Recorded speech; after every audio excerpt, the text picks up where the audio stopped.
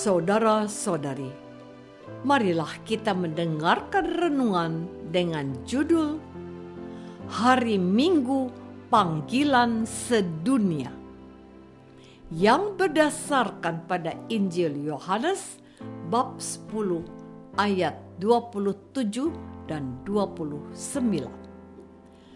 Kata Yesus, "Domba-dombaku mendengarkan suaraku, dan aku mengenal mereka, dan mereka mengikut aku, Bapa-Ku, yang memberikan mereka kepadaku, lebih besar daripada siapapun, dan seorang pun tidak bisa berebut mereka dari tangan Bapa." Dalam nama Bapa dan Putra dan Roh Kudus. Amin. Saudara-saudari terkasih dalam nama Tuhan Yesus Kristus. Hari ini adalah hari Minggu Paskah keempat. Pada hari ini juga Gereja Katolik di seluruh negara merayakan Hari Minggu Panggilan Sedunia. Hari Minggu Panggilan Sedunia sudah dimulai sejak tahun 1963. Dengan demikian, tahun 2022 ini, gereja merayakan Hari Minggu Panggilan Sedunia yang ke-59 tahun. Setiap tahunnya, Hari Minggu Panggilan Sedunia jatuh pada hari Minggu Paskah keempat atau biasa disebut sebagai Hari Minggu Gembala yang Baik. Hari Minggu Panggilan merupakan hari doa untuk mohon pertumbuhan panggilan khusus untuk menjadi imam, bruder, dan suster. Pada hari ini, gereja mengajak umat Katolik seluruh dunia untuk memberikan derma atau sumbangan bagi pendidikan calon imam diosesan dan pembinaan para calon imam dari berbagai tarekat dan kongregasi.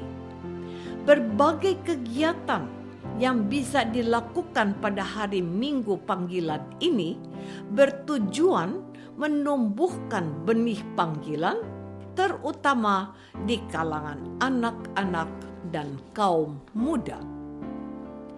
Saudara-saudari terkasih, bacaan Injil yang kita dengarkan pada hari ini memang berbicara mengenai gembala yang baik. Kalau ada gembala yang baik, itu artinya ada gembala yang tidak baik.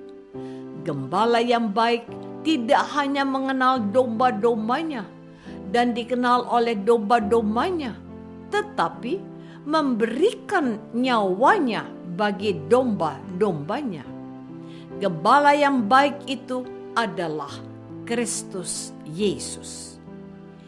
Yesus Kristus telah melaksanakan penggembalaan yang baik ini melalui pengorbanan dirinya di kayu salib demi keselamatan umat manusia.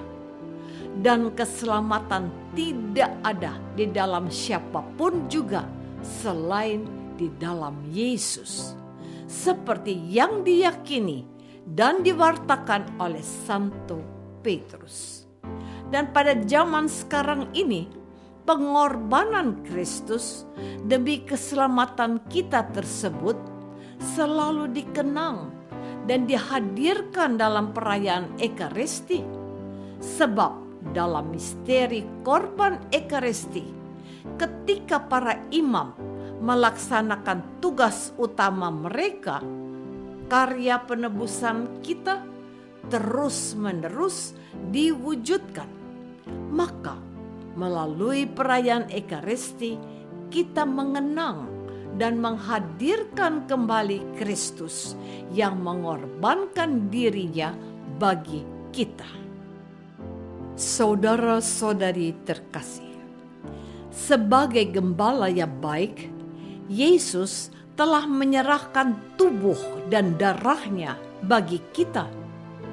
Dalam setiap perayaan Ekaristi yang kita rayakan setiap hari, umat Katolik diingatkan dengan sabda Yesus pada saat dia menyerahkan tubuhnya seraya berkata, "Terimalah dan makanlah. Inilah tubuhku yang diserahkan bagimu." Dan saat dia menumpahkan darahnya seraya berkata, "Terimalah dan minumlah. Inilah piala darahku, darah perjanjian baru dan kekal, yang ditumpahkan bagimu dan bagi semua orang demi pengampunan dosa.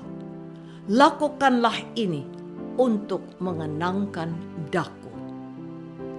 Dan kita umat Katolik perlu memahami bahwa kenangan akan pengorbanan diri Kristus dalam Ekaristi ini sangat berkaitan erat dengan panggilan hidup seorang imam.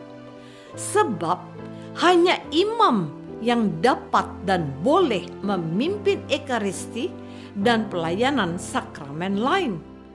Hal ini ditegaskan Paus Yohanes Paulus II dengan berkata, "Saya ingin menegaskan kembali dengan penuh keyakinan dan sukacita rohani yang mendalam bahwa para imam di atas segala-galanya adalah manusia Ekaristi. Dengan kata lain, Ekaristi adalah alasan adanya imam." Saudara-saudari terkasih, keberadaan para imam, bruder, dan suster menentukan masa depan gereja, termasuk pelayanan ketujuh sakramen.